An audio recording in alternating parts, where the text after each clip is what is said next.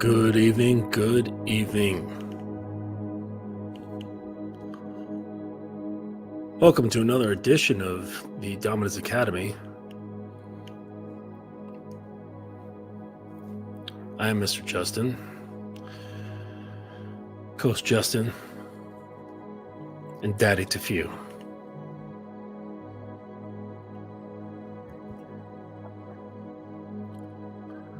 Really talking a little bit about why women are so fucked up. But I assure you it's not what you think. But maybe this will bring in some of the angry red pillars.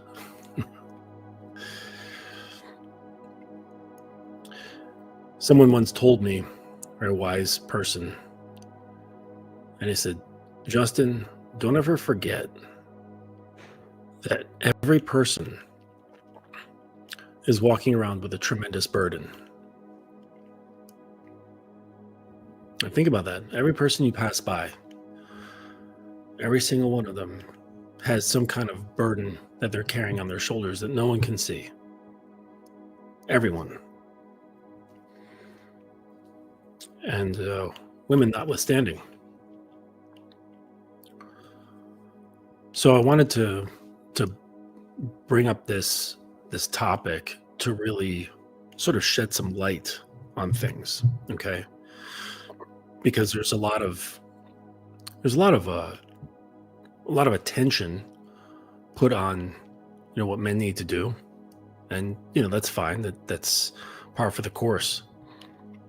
Stepping forward, doing what's necessary, doing what's right, and becoming better. But there's also a lot of guys who are stuck. They're stuck in marriages. They're stuck in relationships where they feel like their hands are tied, and they want to step up because, I think that within practically every man is a good leader. I think it's just baked in. I think it's baked into who we are. It's part of our core. Part of our core. Hey, good to see you, Real King. Welcome. Hello, little one. So I think it's baked into our core. But situations will have it, such as upbringing, various types of conditioning from society, media, religion, family, all sorts of stuff. Schooling, siblings, coaches, what have you. And everyone has conditionings that they grew up with. And it forms how we see ourselves, and with respect to how we see the world and our place in it and how we interact with that. And I think that guys really aren't very well educated. Maybe they don't care to be, right? Because oftentimes when one is in pain, they don't care about anyone else's condition. But I'll say this, and you know what? You don't actually have to. There is no law or rule or code that says you have to give a shit about someone else's plight. And you absolutely do not. But if you wish to engage with women in the way that I do, if you wish to turn your relationships into more of a transformative journey, where her opening is, due to your conduit, and you have tremendous influence over, how she sees herself, how she sees you, then you're going to have to understand more about women and not the nonsense that is propagated throughout the manosphere, throughout red pill communities and things like that. Now, I'm not saying that everything that they bring up is false. It's just a sliver of the picture. we are all dynamic beings. We have a lot going on inside us. And unfortunately, when people don't have enough boots on the ground experience with things to actually come to that conclusion organically, they try to look for answers. They look for patterns. They look for some sort of resounding explanation for things that tend to be kind of blanketed. And this is just not good for people.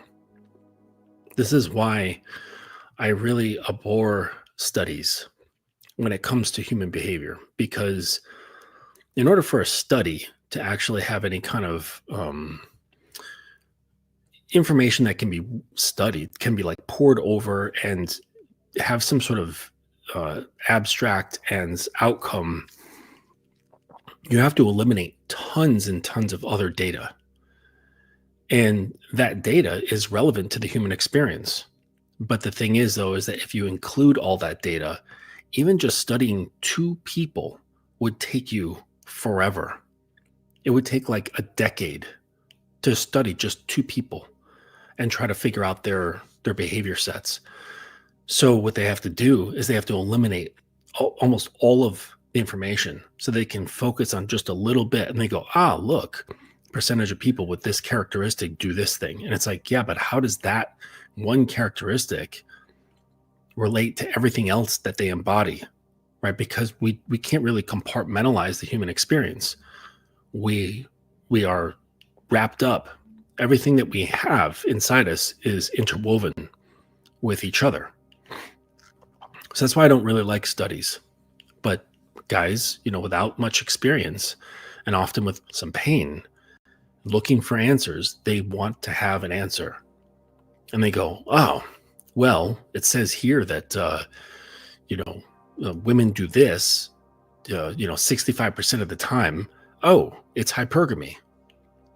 And it's like, no, like to come up with a singular answer like that for human behavior is it's just tacitly wrong. It doesn't work. And the best thing to do is to create your own studies, gather your own data, form your own experiences and your own individual opinion. And forget what anybody else has to say, because they're only speaking from either information they got from somewhere else or from their own experience. And that isn't necessarily yours. I mean, think about all the crud that guys talk about with regard to women. I've not experienced that. I don't know what the hell they're talking about. I mean, I do because I work with them and I hear about it all the time, but I don't know it from a firsthand experience. I don't know what it's like to be manipulated or abused by a woman. I've never experienced that. And so I cannot sit here and say, oh yeah, women are evil. Okay. But I do realize that all people have a capacity for evil. But then, that ties into the whole victim train and victim identity. And that's a whole other ball of wax. What do we got here? What's up, Phil Bradley? Good to see you, man. I like that icon. Reminds me of fractal patterns. So I think one of the things that guys need to understand about women is that within them is a strong desire to let go. And guys will see the most difficulty with this in long-term relationships and marriages, where they're like, oh, shit was like really on point. Think we had a lot of fun. We were having sex all the time early on. And now I'm just like this, I get honey-do lists. Honey, will you do this? Honey, will you do that? And I'm just basically a workhorse, and we have sex maybe twice a month. And with her, I can tell, I could just feel it, that it's reluctant sex. And this guy just is in his victim state, and he can't see past the end of his own nose. But if he were able to, he would understand that women by and large want to let go.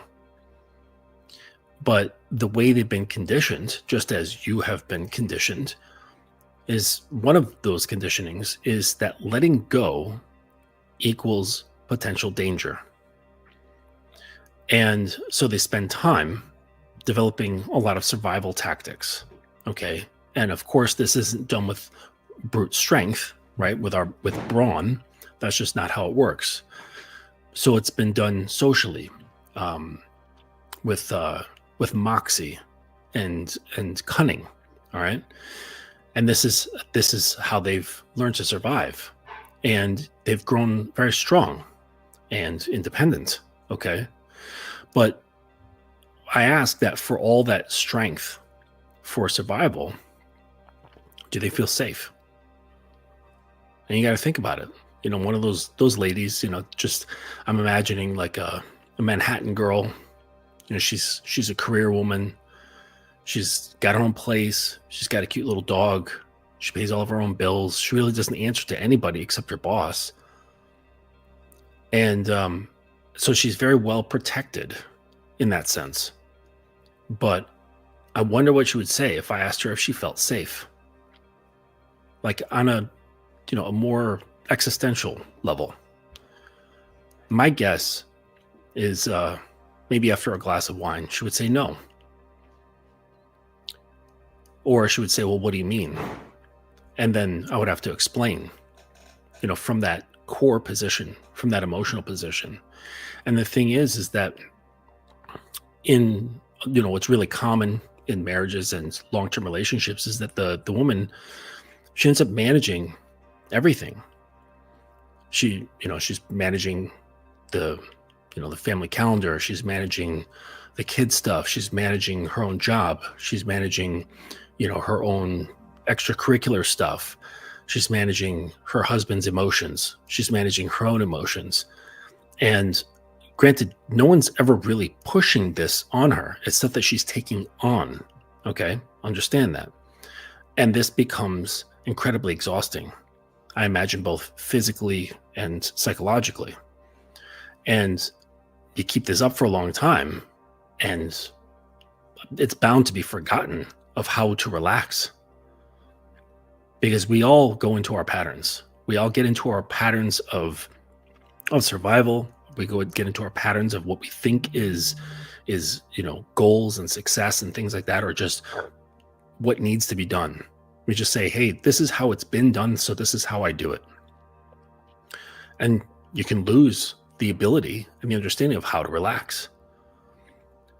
And so that strength, while it can grow to like what one would consider as great capability, right? Girls of today, I would say, are a far cry more capable at tons of different things compared to, say, like a girl in the 1940s. Okay. And probably even more so if you extend the timeline back further and further. So they become very capable, but is there peace? Is there peace inside? Is there any kind of calm or stillness? And for that, I don't think so. And so from that, there's always going to be that little voice inside. There's going to be that little voice inside that is seeking relief. And I've said this before, that someone cannot bring themselves to the place of losing control. Otherwise, things would just go haywire. And we have like humans, we have this natural thing where we don't allow that to happen to ourselves. Like, I think there's something that goes on in our brain. Like we physically have the capacity to bite off our own finger, but we can't do it. You physically can. Your jaw produces enough force, but you can't do it psychologically. You can't bite off your own finger. I mean, unless maybe you're under some kind of drugs or something, PCP or whatever. So what happens with this like anxiety, this turmoil? From there's this idea that everything is going to fall apart if they don't control it. And this fear comes, it's blocking pain. And what this does is it prevents trust. And without the trust comes disappointment. So it's this weird, like, self-fulfilling thing. And when you feel disappointed, like, or they feel disappointed. They say, well, no one's watching out for me. No one's getting my back. I guess I'll just do it myself. And then it just furthers the layers, furthers the cycle. Okay. So what happens with this even more is that when this sort of thing occurs, it creates physical tension. And so this can arise in all kinds of physical ailments, migraines, ulcers, back problems, other kinds of organ problems, addictions, to kind of cope, like drinking. That it's a trope now for the mom to have a glass of wine every single night. It's such a common trope. The soccer mom who has a glass of wine, or she's got her like wine group of girls that they meet up, and they're like, he, like coping's fun,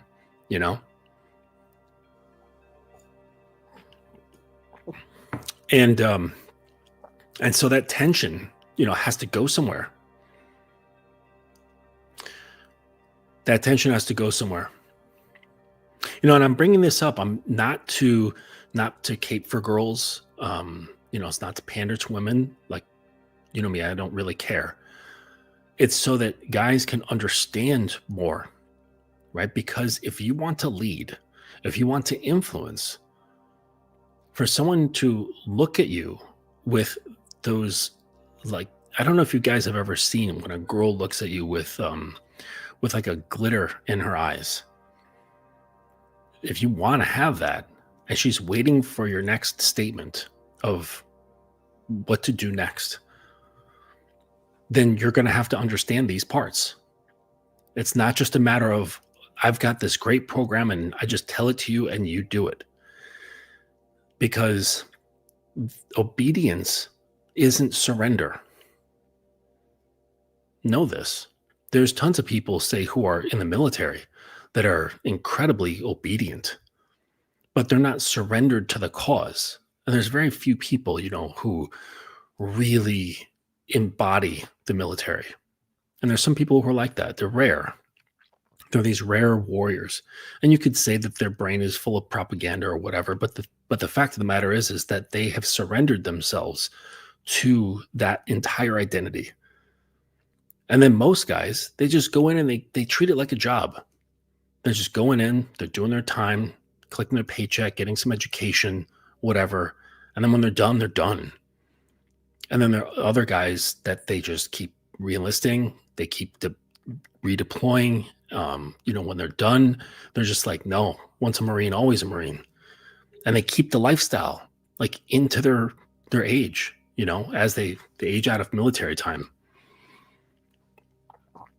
So there's a big difference between obedience, which is just following directions, and surrender, whereas that's more of becoming the role that does the obedience, that does the actions that one would characterize as obedience.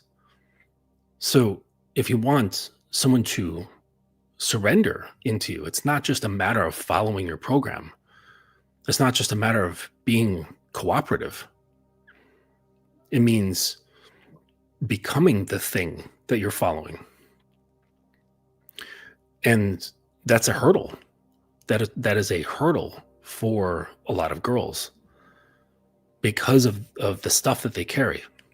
And if you don't want to attend to it, you don't want to see it, you don't want to hear about it, you don't want to attend to it, you just want blowjobs, then this isn't the path for you.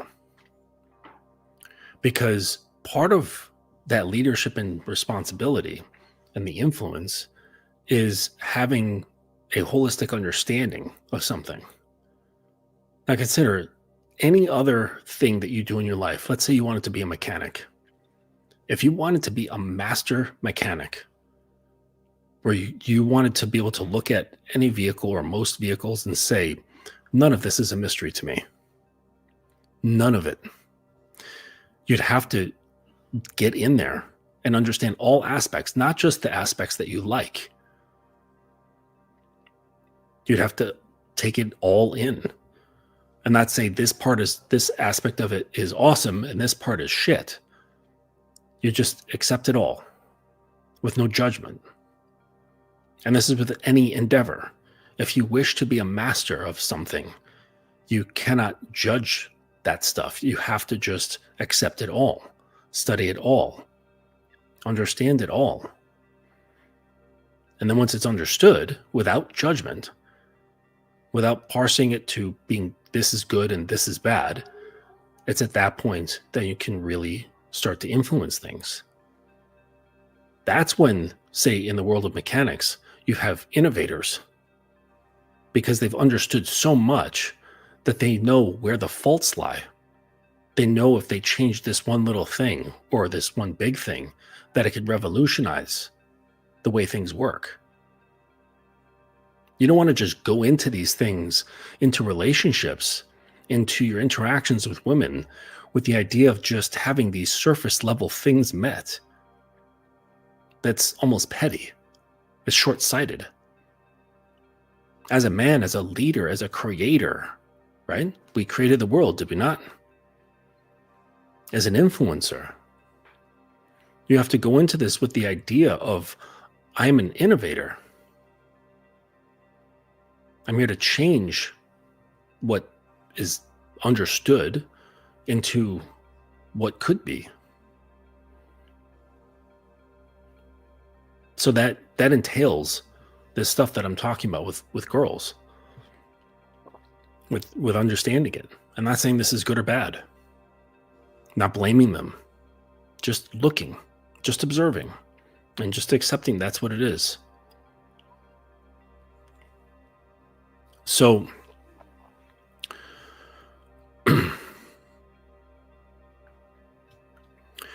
this thing about having capability and women getting good and developing their capabilities so that survival is more streamlined, it's easier, things are more successful. This develops a stronger and stronger sense of self-reliance. And that's good for the world, but it's not so good in terms of relationships. And so there's a lot of conflicting things that are happening, just as there are many conflicting things that are happening inside men. And it's the influences coming from their core that are clashing with the influences coming from the world around them. And so women have the same. Inside, they've got a message, a calling from their core to be a certain way, to show up in the world and to their man a certain way. But it's in direct conflict with what they're learning, what they're being conditioned with. And so you could say, well, why are they learning this? And in the same breath, I'll say, did you learn to be a simp? Or is that something that developed? Did you learn to be less assertive? Did you learn to have rolled shoulders instead of a straight spine? Did you learn to suck your balls up into your gut? No. These are all things that were conditioned into you. So it's learning, but not by will alone. So, you know, in a lot of relationships, the guy, the husband or the boyfriend or whatever, he'll see her like this, and he has that calling. He has the calling in him to lead. He wants to step forward. He wants to just make his presence more substantial. He wants to have that feeling that comes with his woman looking at him with that glitter in her eyes. That shimmer that's like, this is my man. I love this guy. He's amazing. And so he wants this, but he's afraid to lead. And in the same way how women are afraid to let go of control because of the fear that something's going to fall apart. I have to manage this and pay attention to that and control this and this, that, and the other, all these variables. Okay. That is a control mechanism for fear of something bad happening. And in the same tone, like the same vibe as that, but with different architecture, is men's fear.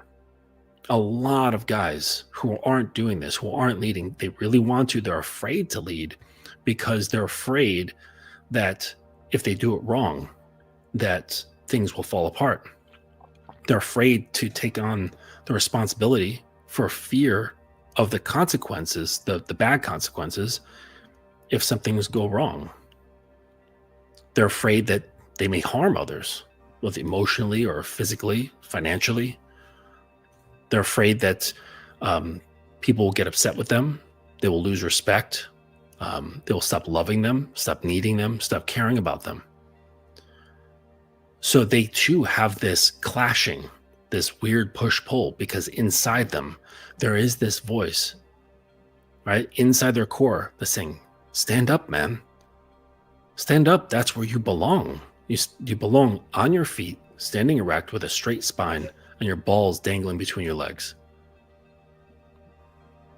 But then their conditioning has them full of fear, doubt, insecurity, afraid that his woman is going to reject him if he does it wrong. And this can be not huge rejections. It can be the small ones. Like he's loading the dishwasher and she's like, why did you put the forks with the handle facing up? You did this completely wrong. It's just criticizing him. He's afraid of that. Just these little micro interactions, let alone the larger life things, or just in general, the structure of the relationship or how she sees him. It's from the macro to the micro. So this is the same wound that women have. It's just kind of inversed. It's very strange in that sense. And both here are missing a sense of safety. Safety that, it's going to be all right. Like it's not the end of the world, and that you're welcome to experiment and you're welcome to extend where your core is leading you to.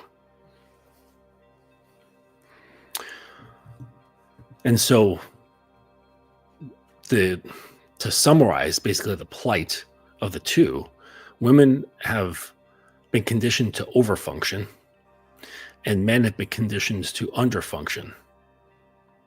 Men need to stand up and women need to sit down. And this is not to turn into like a black and white sort of thing, to have this like complete switching reversal, but it's to, just to speak for what's missing, what capacities are missing with them. And the thing is that she really wants this. That's really what I'm getting at, is that in her core, she really wants this stuff. But due to the conditioning, she has a lack of trust. And that lack of trust, he can pick up on. That she doesn't trust his decisions. She doesn't trust his capabilities. And that makes him shrink, right? That shrinks his spirit. And then she sees his spirit shrinking, and it causes her some frustration, anxiety, disgust, and causes her to reach for more control, which then shrinks his spirit, which annoys her or makes her feel anxiety or fear or anger and reach for more control.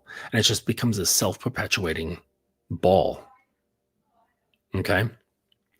So, the thing that, just to kind of like touch on guys here for a little bit, is that they've been trained from a young age to doubt their authority.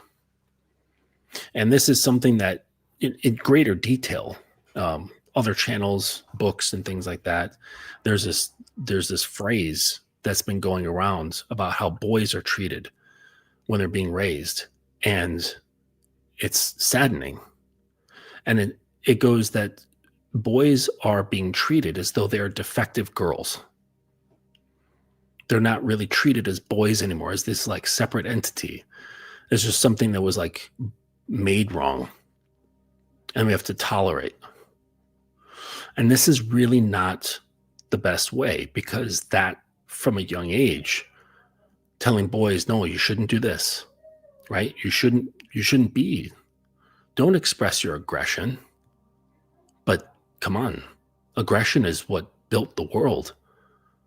Saying there is no bridge here, but I want there a bridge here. I'm going to exert my will and my aggression on nature to put a bridge over here.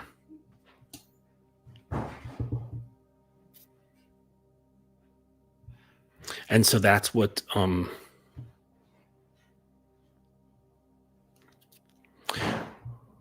my gosh.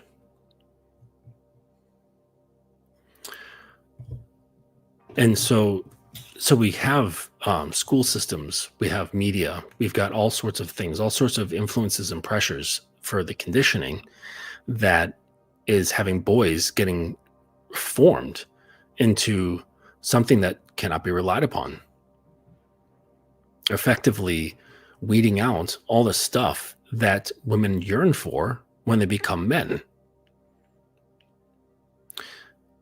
And it's not playing victim. It's not saying, oh, boys, let's give you a hug and pat on the back and tell them it's going to be okay. Like, they still have to do their own work.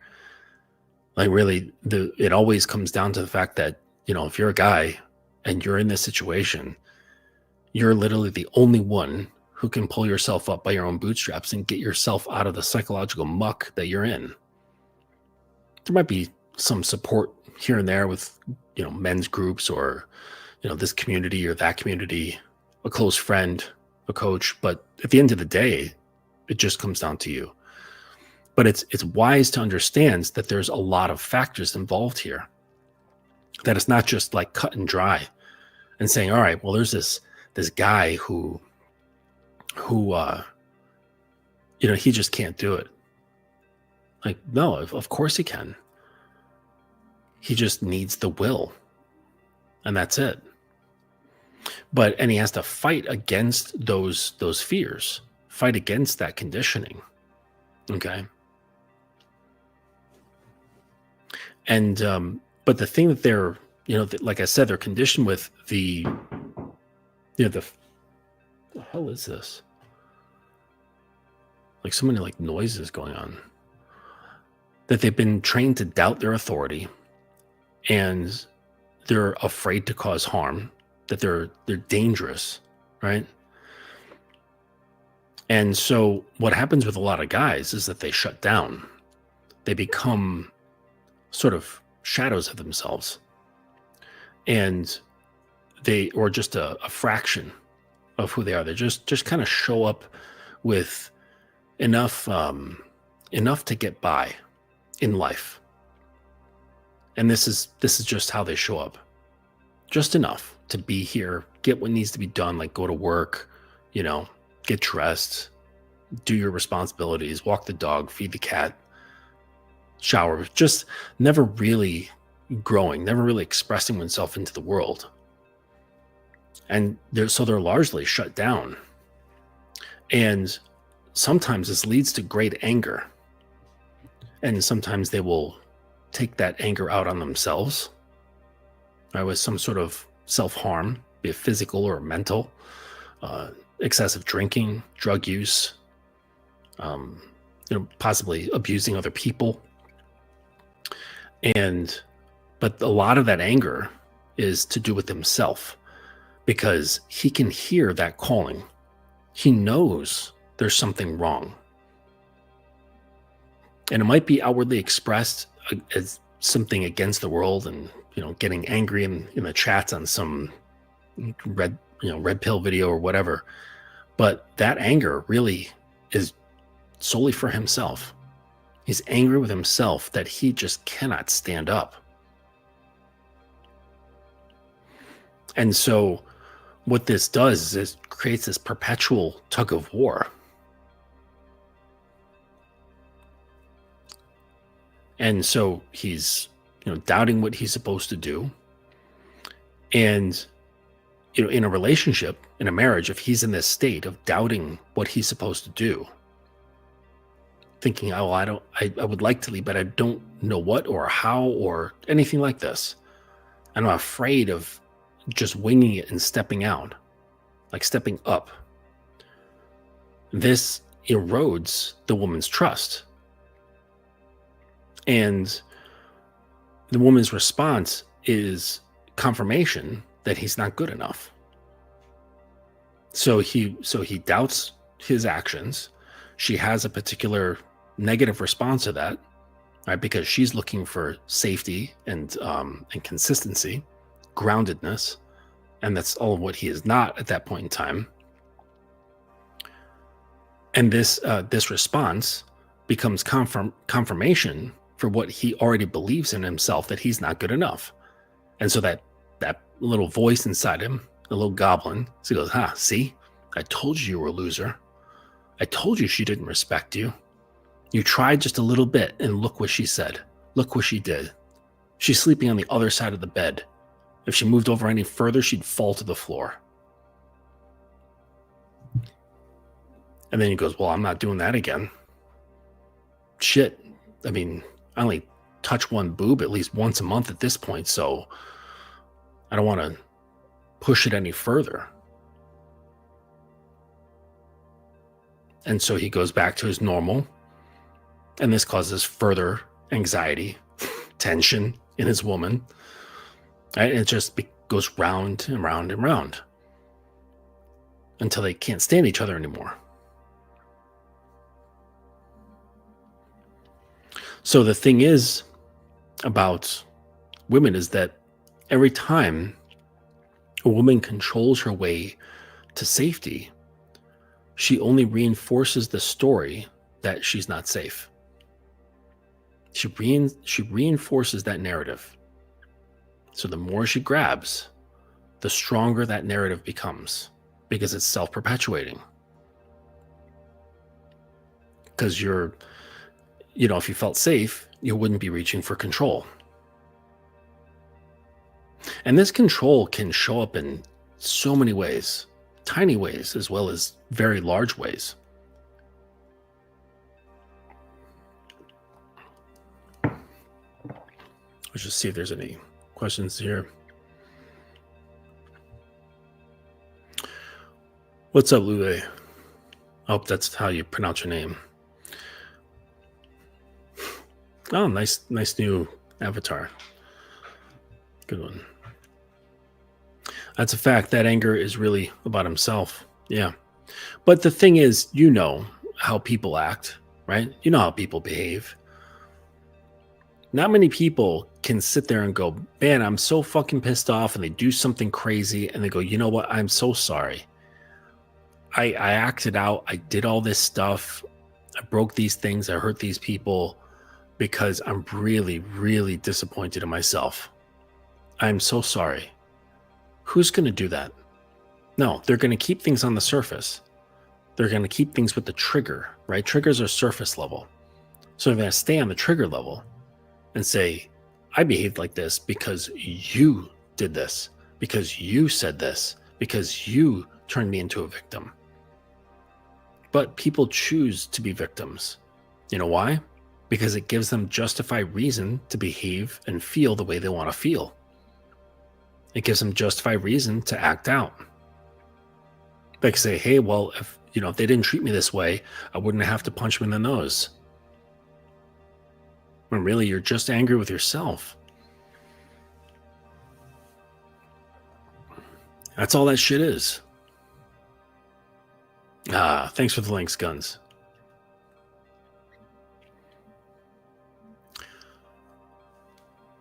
So yeah, ladies need to understand that every time she reaches for that control,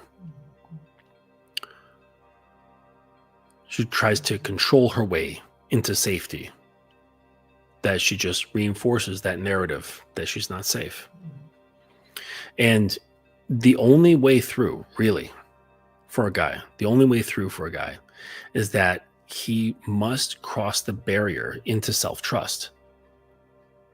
Like at some point, right? Like if I've heard guys like say they have like a drinking problem, Okay. And they're like, okay, I'm just going to like slowly like wean myself off of alcohol. I'm like, okay, that's a cool plan. But understand that there's going to be one day where you're going to have alcohol and the next day you're not. There's going to be at some point within that tapering off, whatever, is that there's going to be a shift. There's going to be a passing through a threshold from one state to the next. So no matter how gingerly you walk up to the line, at some point you just have to step across it and trust yourself.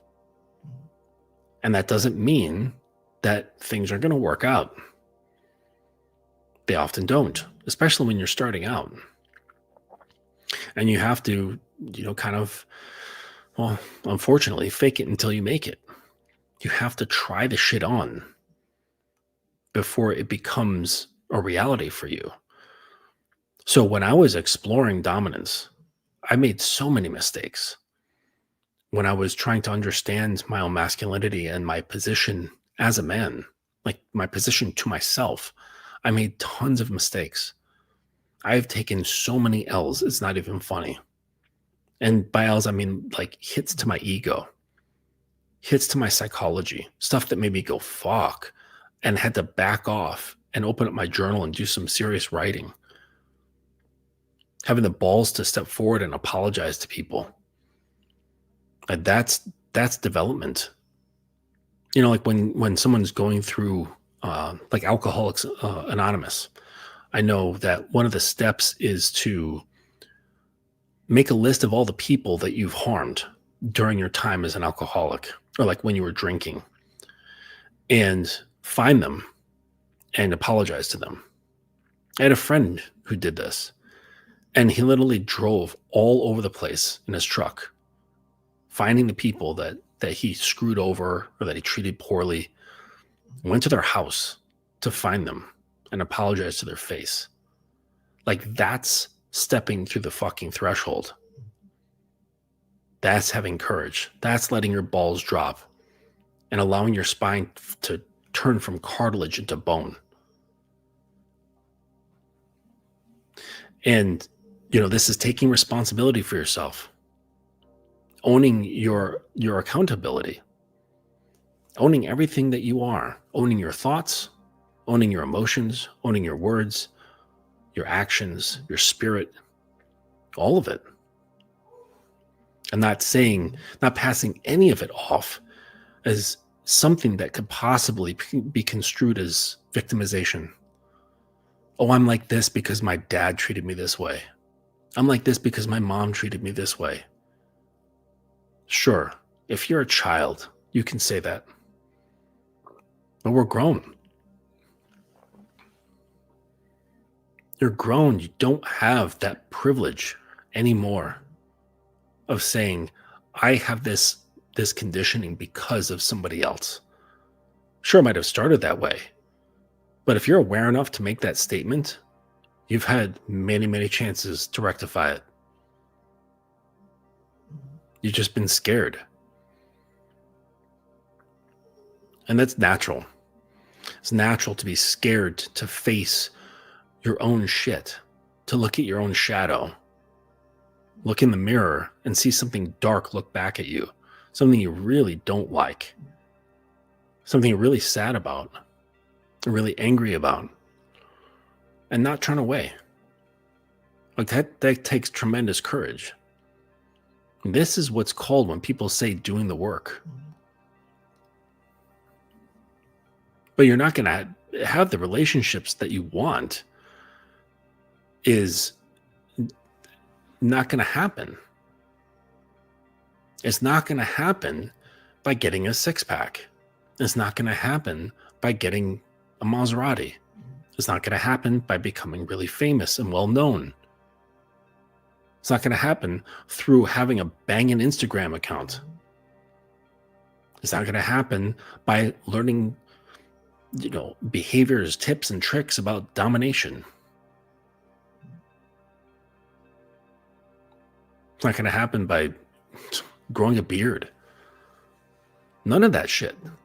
None of that has any sort of weight on your presence. Some of them, it doesn't, they're not, I mean, they're cool and all, but it does not affect your presence. It doesn't change who you are. What do you got for me, Guns? Quitting most addictions or behavior isn't about the substance or the behavior. It's the knee-knocking fear of the person having to face who they are without it. Yeah. Yeah, it's really not the things in life. It's our relationship to those things. It's the space in between the self and the rim of that bottle or what have you. It's not the thing itself. Yeah, so understand, like, when you cross that barrier and you just take the risk of trusting yourself, you'll fumble. Just know that you'll fumble. You will fuck up. Just as I've fucked up. And it's okay. You just own it. And you try to rectify it if you can. And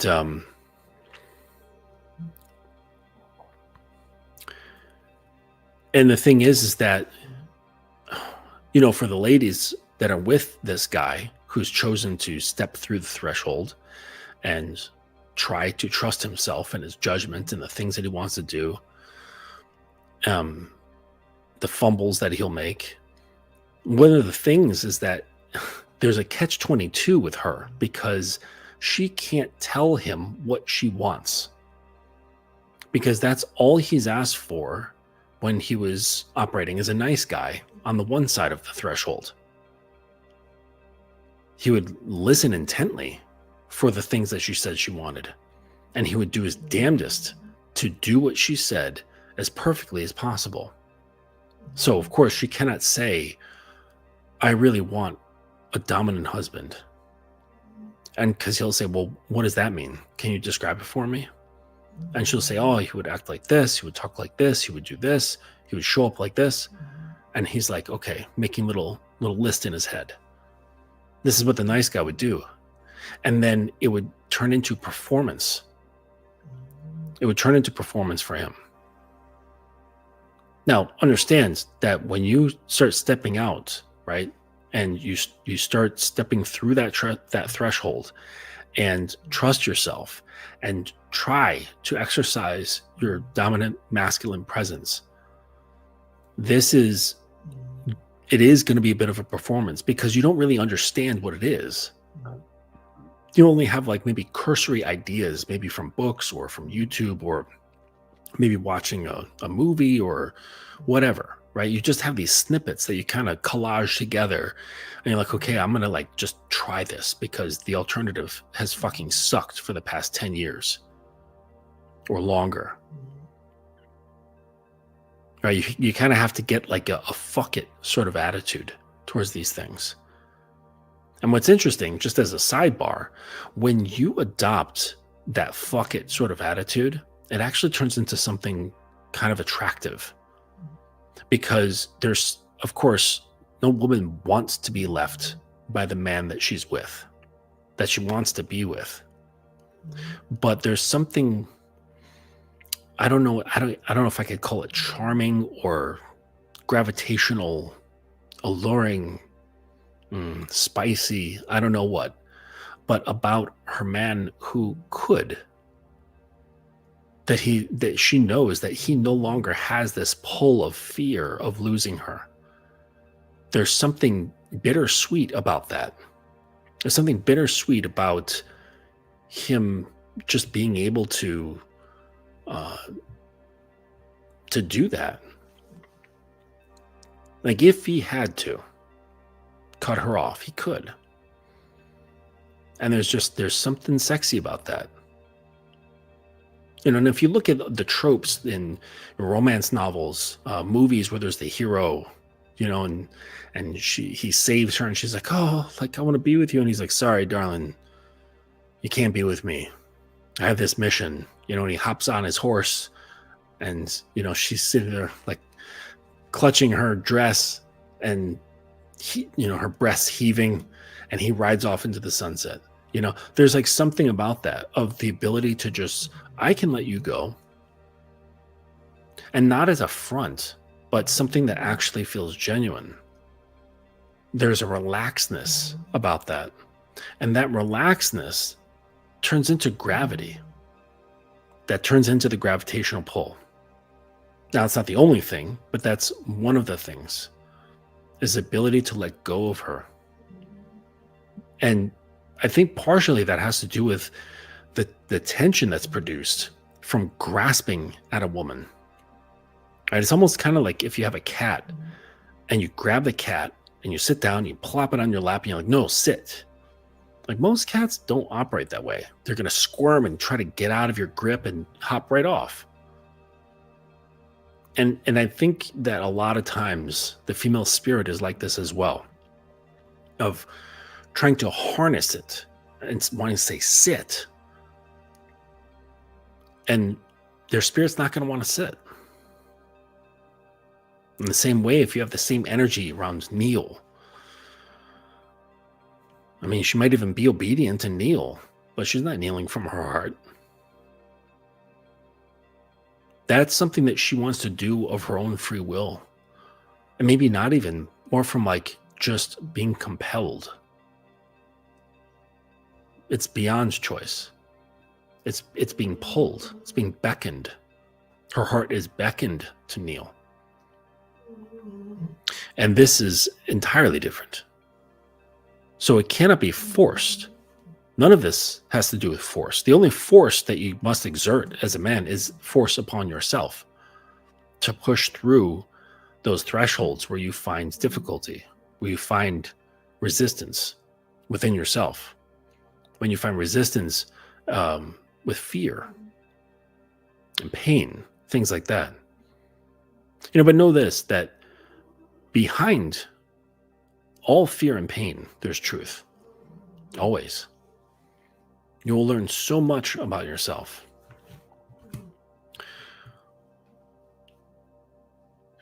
So,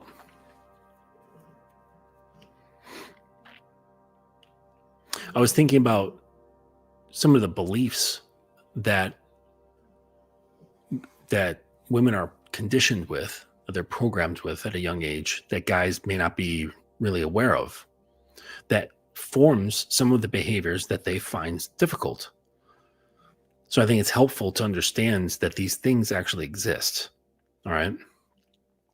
And so one of them is that the control that she is exerting in her life, being that so-called like strong, independent woman, right? That control is often the fear of being dropped. And again, like, that's the calling from the core. That core is saying, catch me, hold me, right? Tie me down, tie me up. And that is, here, we'll put this one in here. My head's covering the best part though. But yeah, it's that, like, I want to be contained. But there's little indication, and maybe because of the conditioning, there's not a strong ability to see who can catch her. Right? Because, when you're conditioned, like, everything is potential to drop you. Everything has potential for danger, right? All men are to be distrusted. All men could drop you. And then you keep this up for long enough and they're like, all men are shit. All men suck. You've heard these before. I've heard girls say this, like, in half jokes. I've heard women say all men suck. And this is coming from a place of a broken heart. Right? This is from being dropped, where they put some trust, maybe not fully, but some trust in a guy that they hoped, they wanted, right? They wanted him to catch her. And dudes will joke when they hear a woman lamenting about their heartbreak, and they go, oh yeah, she found a Chad and she really liked him, and he didn't like her and just fucked her and threw her back. And she was hoping that he would be that guy to catch her because she was falling for him. And, that may hold a grain of truth. I really don't know. But, that's one of the things, right? And so that they have to protect themselves from being dropped. So another one of the things is that girls they get conditioned to trade their authenticity for belonging. And so they're taught not to be honest. They're taught to be nice instead of being honest. And then the full-on development of that is guys complaining that women are dishonest. And they say, well, why did she take my phone number if she wasn't interested? She smiled, right? She even gave me a hug goodbye. She took my number. I got hers.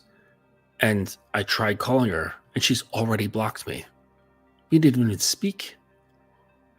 Why did she have to lie? If she wasn't interested in me, why didn't she just say, thank you, I'm not interested? Right? But because they're conditioned to be nice instead of authentic.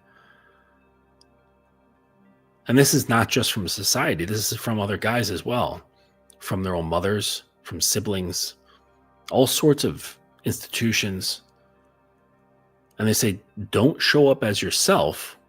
You have to take most of that and put it into a box. Push that box into the corner where there's no lights on it and just show us what we need to see. And think about it. If you're going into a relationship with that same mentality, don't show me anything else but the parts that I want to see. That means you're only getting a fraction of her. And sometimes you might be okay with that. You might be like, you know what? I don't care. I just want the employee to show up, do the job, and go home. I don't care how they feel as long as the job is getting done. And there's certainly some employers who are like that. They don't give a shit. And there's other employers who want to know what's going on in your life. They want to connect with you. They want to have some semblance of a relationship with their workers. I've experienced both. And they get more out of people that way. Because all people, like to be seen. They like to be acknowledged and recognized. And so imagine how powerful that would be if you weren't like that guy who only wants to see what they want to see and says, show me everything. I want to see it all. And she's like, you're like, what's that box? She's like, what box? There's no box. I'm cute and nice. That's it. I'm cute, nice, pretty. I got my tits, my ass, my nice hair. What box? You're like, that box in the corner. What are you doing? Let me see. That's okay. And it takes a long time to even just pull that box out of the corner, let alone open it. Right? But that's where her shadow is. That's where the things are that she's embarrassed about, that she's ashamed of, that she's scared of. Like all of the shit that really nobody gets to see, that some of it she actually even hides from herself. But you want this, you want to be a leader. You want someone to pour their entire trust into you. You have to be willing to see everything. Right? If you want all of their trust, that comes with all of them. It's not like they can give you only the stuff that you enjoy and give you full-on trust of their entire being. That doesn't work that way. It's either everything or nothing. Well, everything or just scraps. There's no real good middle place. It doesn't work that way. Especially when it comes to trust and vulnerability. It's a little bit or a lot. It's strange. I haven't really experienced something moderately in between. Though maybe that's just me. I don't know. So with this niceness, this nice conditioning, this teaches them to read people. And they get very, very good at reading signals off of other people. Facial expressions, micro expressions, body language, who's talking to who's doing what, this, that, and the other, like all these little like soft sensory skills. And the funny thing is that they learn to read so many people very well, but before they can really read themselves, because they're taught to push the self away, push the self into a box and shove it into the corner, pretend it's not there, just be pretty, right? Now, I know like a lot of modern girls are showing up in different ways. Maybe they're a little more brash, a little more assertive, okay? But I would argue that's still also a front. I got into a discussion earlier today about that. And this lady was like, it was on Clubhouse. And this lady, she was reading this article. And the article was pointing out that this too is just another form of control. It's another mask. It's another hard hat to wear out into the world to cover what she really is, what she really wants, right? But that voice is so quiet. Even within men, it's quiet. It's not this loud, booming voice that says, listen to your core. Okay? It's quiet voice. And if you've got all these distractions, including this, assertive persona, man, I remember I was out, it was not too long ago. I hopped on the bike and I was like, you know what? It would have been like maybe a couple of weeks after I had gotten back from Vietnam. And I was like, man, I want some like good Vietnamese food.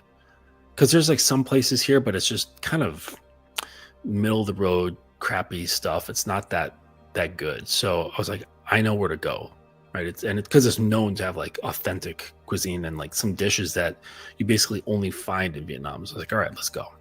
So I hopped on the bike and I went down to this area called Dumbo, which is an area under the Manhattan Bridge. And very cool area. And so I'm out there and I'm walking towards the restaurant, park the bike, and there's these 3 girls and this guy, and they were sitting outside eating ice cream. And I tell you, these 3 girls, it sounded like they had been drinking, but they weren't, because I know they weren't drunk, but they were so loud and obnoxious. Like you could hear their laughters from a block away.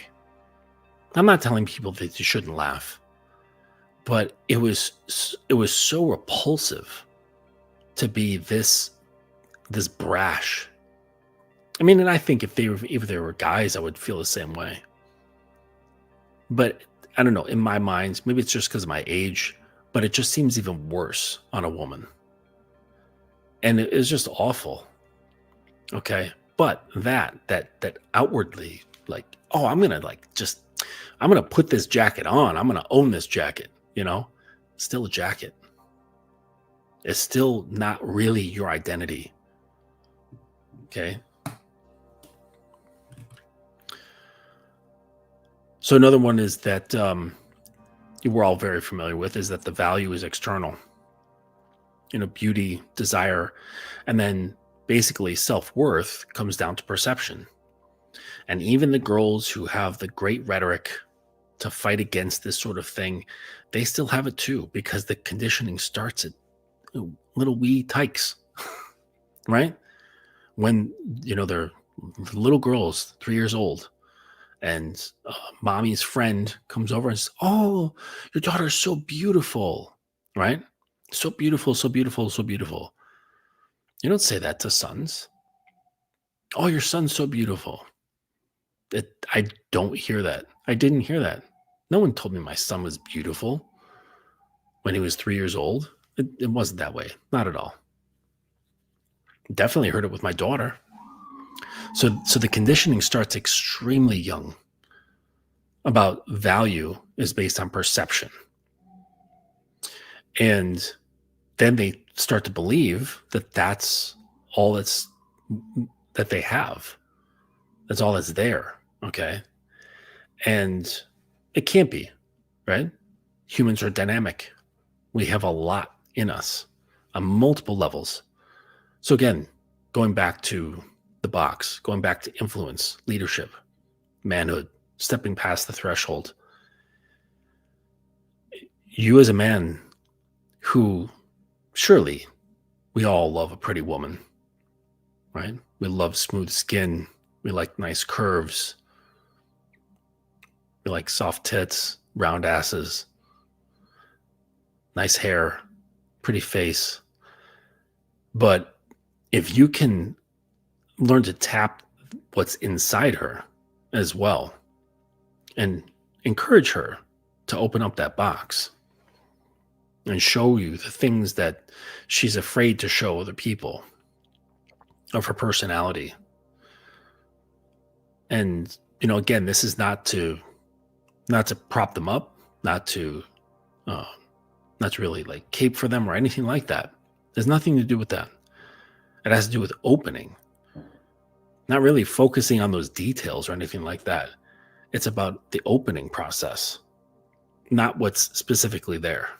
Sure, you can have interest in what's specifically there if you feel like it, but that's not the important part. The important part is the opening of the box. The other box, not the box between her legs. So yeah, it's the process involved.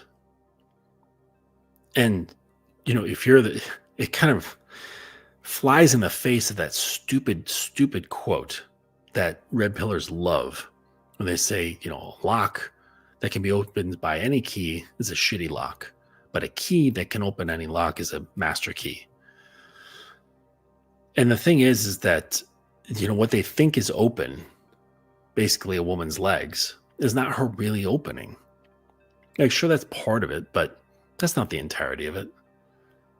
That's not really where she is. A woman is not found between her legs. It can be accessed through between her legs, but it can be accessed through a number of access points. Her mind is the most potent, right? But that's also the most difficult. It's beyond the understanding and skill of most guys. So they often go for the low-hanging fruit and still fuck that up. Think I'm going to capture her by giving her good dick. Sometimes that works. But the thing is that it's not long-lasting if you have not tapped into anything else inside her. But in order to do that, you actually have to be curious from a genuine perspective and not be afraid to lead. Because what you find in there is going to require some guidance. It's going to require containment. It's going to require leadership. Because all that, what's inside is connected to the core. So it calls on you, right? If you want the things to work, all the pieces have to be snapped into the puzzle.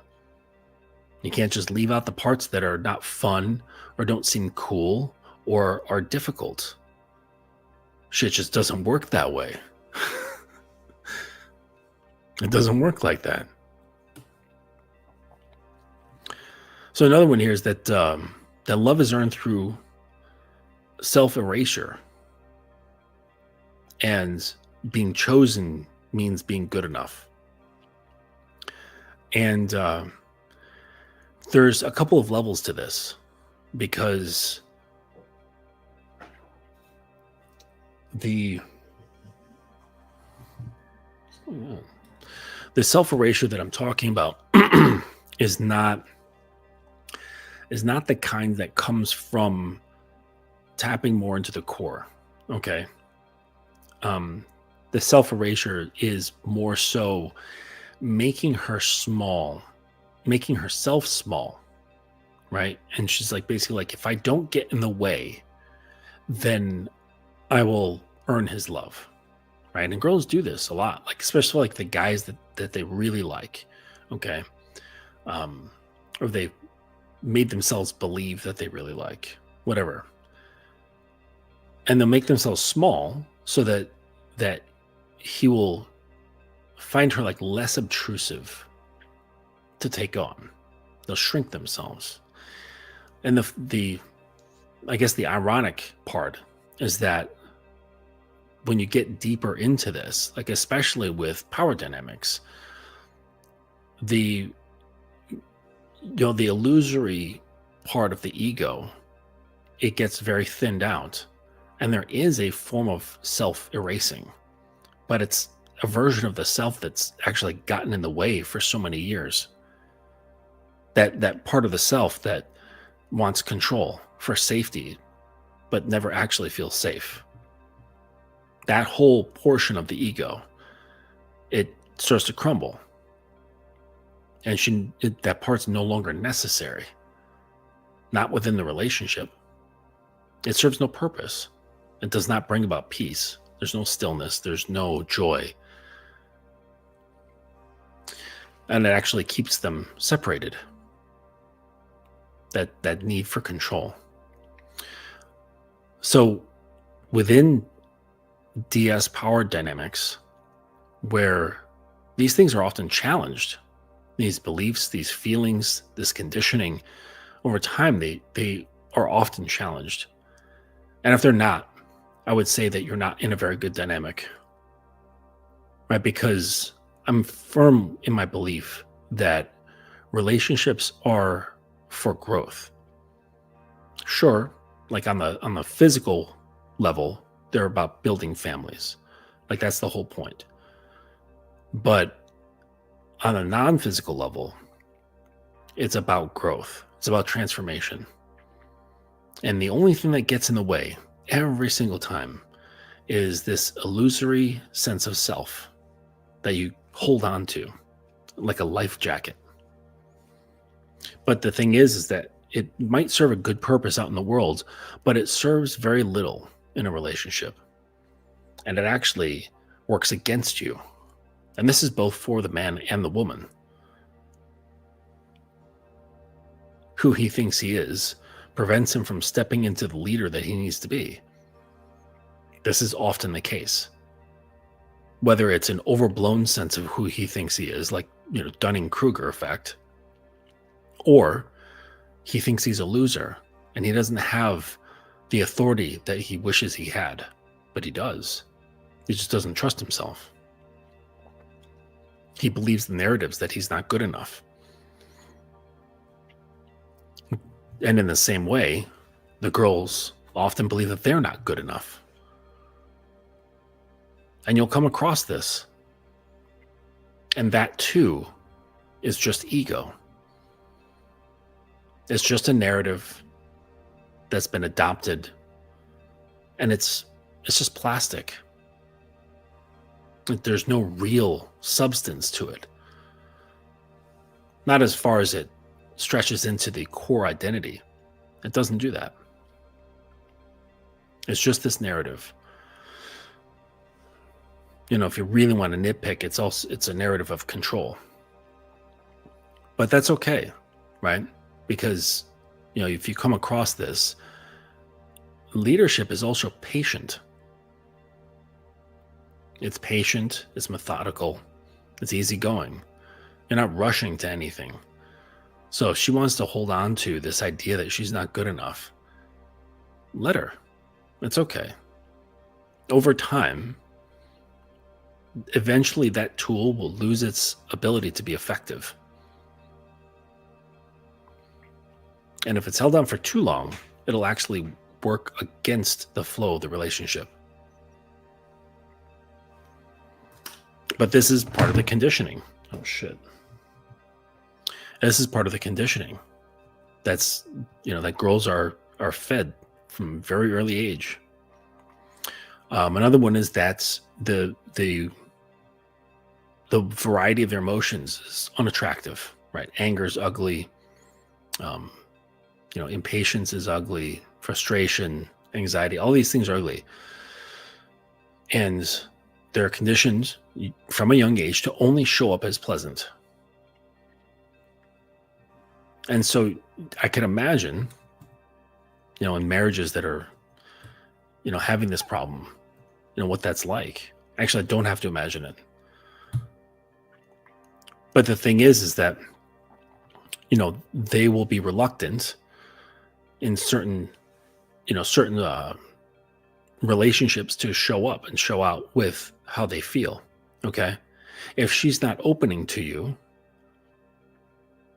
how are you ever going to lead? What's there? Like it's perfectly fine. And and if it does come out, a lot of guys with their conditioning, they freeze. They freeze out of fear. I think we talked about this last time. They freeze up out of fear because they don't want to lead. Like what I mentioned earlier, they don't want to lead because they're afraid of it, the outcome being wrong. I remember the same sort of thing from many years ago. The woman would be upset with me not doing something, right? And I wouldn't know how to handle her anger. And I would just freeze. Everything inside me would freeze up. And I would be silent because I didn't know what to do. I didn't know how to respond. I didn't know how to just be. Because the response isn't always necessary. But I didn't know how to be in those moments. I just felt almost attacked. And so I had to freeze up as a modest form of self-defense. Other guys, they'll lash back. What do you mean? You're always criticizing me, blah, blah, blah, blah, right? Back and forth. And that's not the way it's supposed to go, right? I didn't understand how I was supposed to show up. Ludwig, I fully agree with the part where women are conditioned to be nice and not honest, particularly them turning us down when we make a move on them. Sure. Because they're afraid of what might happen. I was, my son's been, talking to girls and getting used to that. And he says, "Oh, Dad, yeah, she was all smiles when she was talking to me." I said, "Don't read into it. Just a smile is a smile." She could have a whole host of reasons why she was smiling. She could be smiling because she really liked you, right? She really liked you, and that's why she was smiling. Or she was really nervous, and that was just a nervous response. A lot of people smile when they get nervous. She could have been hoping that it would end sooner. She could have had gas. Who knows? You don't know. So don't read into those things, right? So I was teaching him that. And a lot of times they're being nice. They're just being nice so that the interaction can just move along smoothly, because they learned at some point that if there's a questionable male around, maybe he's got a vibe that just doesn't feel right, or maybe it's clear that he's a little aggressive or something like that. There's some point where they learned, if I'm sweet, if I'm nice, if I'm easygoing, if I'm pleasant, it will cause the lion to subside. It'll quell the beast, slightly, just so that I can feel that I'm not in danger anymore. And this can be used in so many uncomfortable situations, not just dangerous situations, but just anything that's uncomfortable. Just smile, look pretty, okay, nod, maybe throw a fake laugh in there every now and then. And then they get out of it, and he's none the wiser that she just had no interest in being in that person's space. None at all. So, they've learned to kind of not really show up, with all of their full self, because they're just hey, The message was, we don't want to see your full self. We just want the parts that we like. I get responsiveness from women by being different than the majority of guys out there. They can see, smell, and sixth sense the difference between me and grown boys, authenticity and transparency. Yeah. I mean, I know you're just kind of explaining this for the class, but we don't even need to think about other people, at that point. But yes, women notice a difference. They can feel it. It's something that kind of like, vibrates to their bones. And this can kind of wake up that thing that's inside. But because that's what they want. They really want that. That's what I started off with. They really want to feel safe. They want to let go of control. And they want to let go of so much.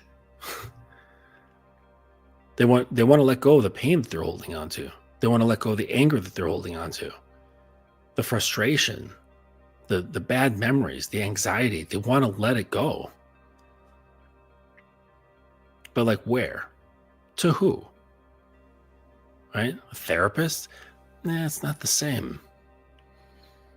I tell you, with the right kind of leadership and influence coming from the right grounded man, is very comfortable within himself, he can do more in a year with a woman than a therapist could do within 5 years.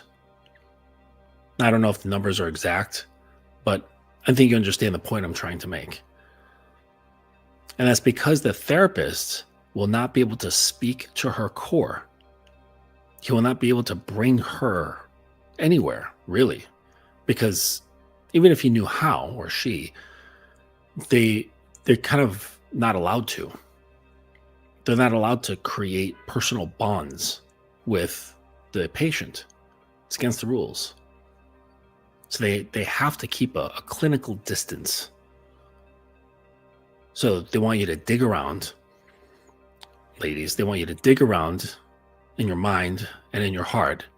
Open up. And I'm not saying this is completely out of value, okay? A lot of psychology and therapists do have value, but it's greatly limited.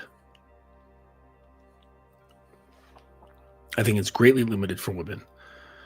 It's good for discovery. It's good for recognizing certain things. But it's a whole lot easier to let go of certain things. It's a whole lot easier to let go of certain things when there's containment.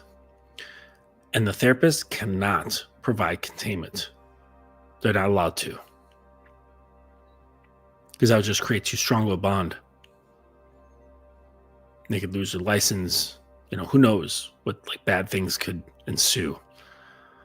So they don't. But the thing is that when you're that man and you're able to contain, it can come flowing out of them. And it can almost seem indefinite. But therapy does have its place. It is able to provide a lot of discovery and healing. But the thing is, because there's no containment there, it can take a very long time to look at those things and address those things and sort of just rifling through that box, by yourself. Pardon me. By yourself, rifling through the box and, just discovering this stuff on your own. And, got this therapist there, but they're in your corner, but not really with you,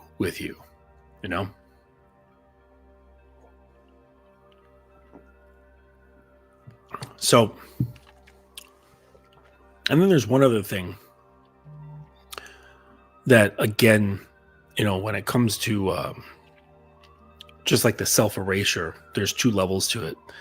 And one of the beliefs that women are conditioned with that's harmful is to seek safety instead of truth, accepting comfort over depth, control over freedom, and predictability over growth.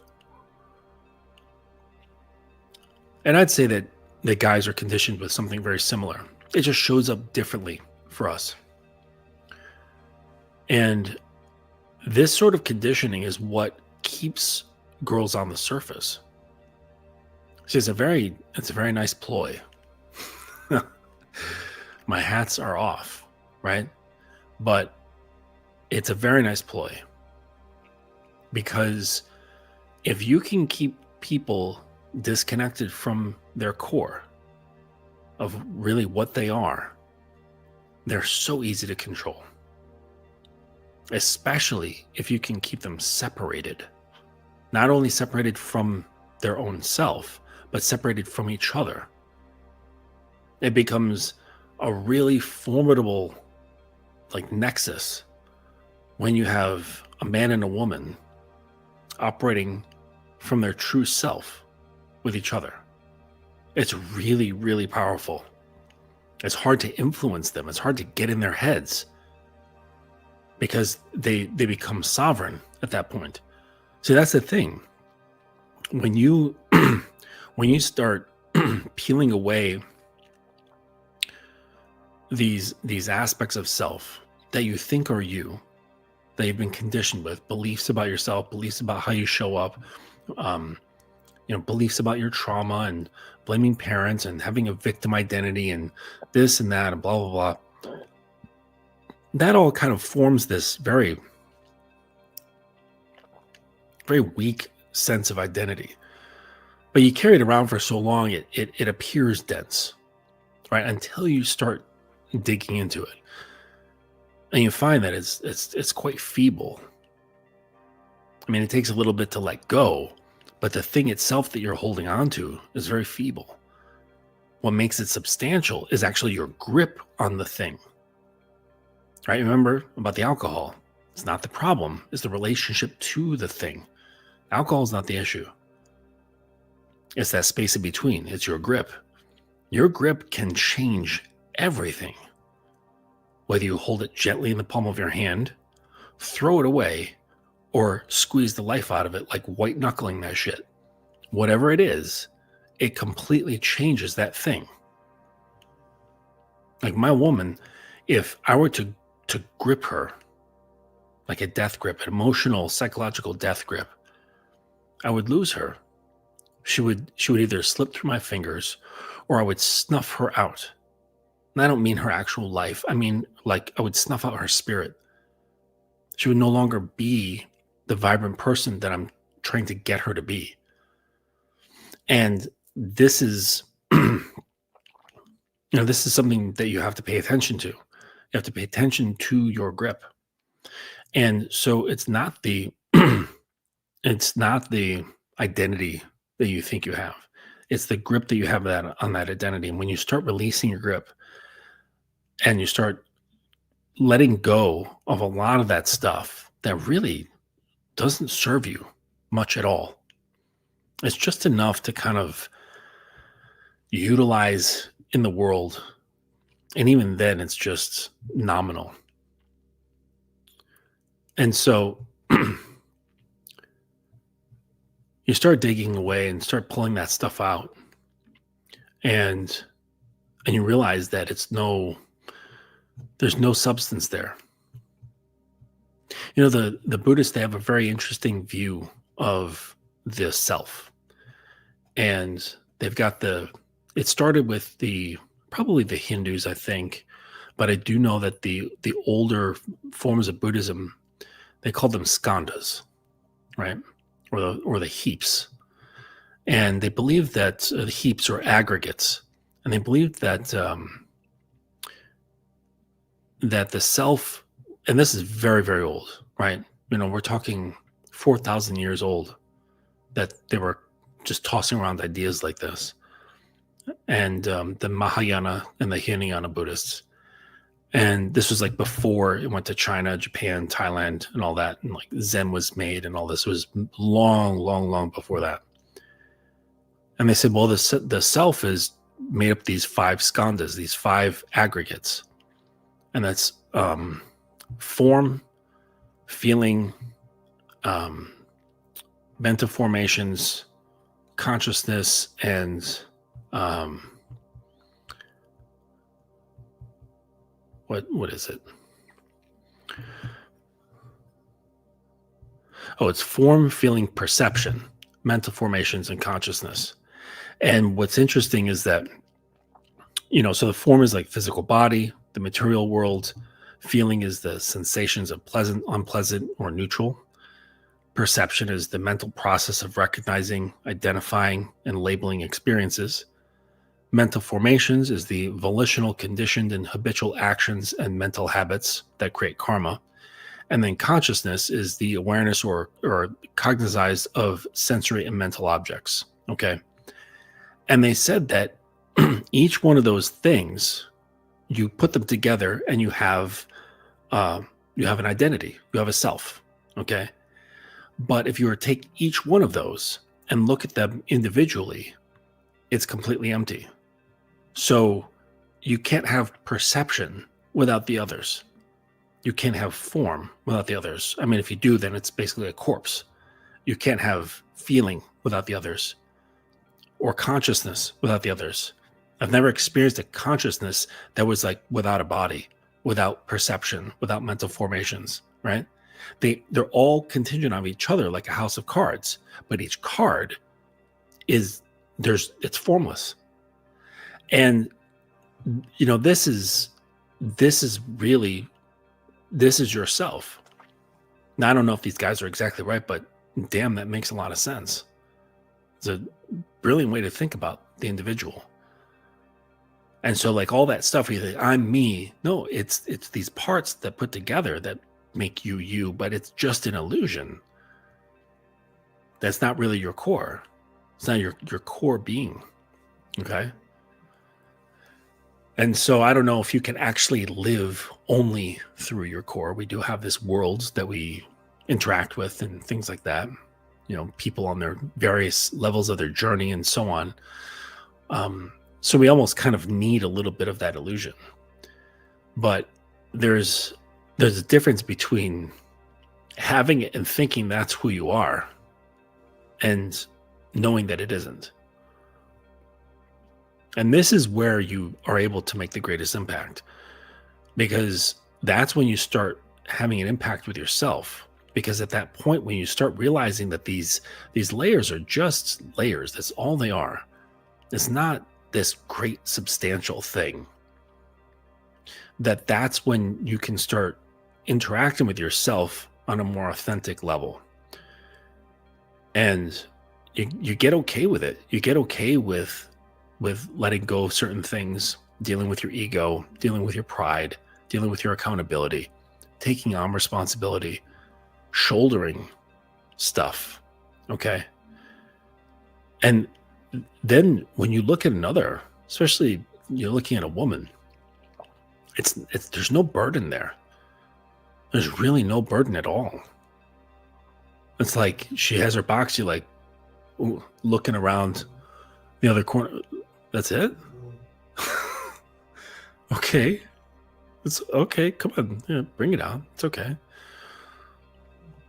Because, once you shouldered yourself, it's like, seriously, what could possibly be harder than that? Nothing.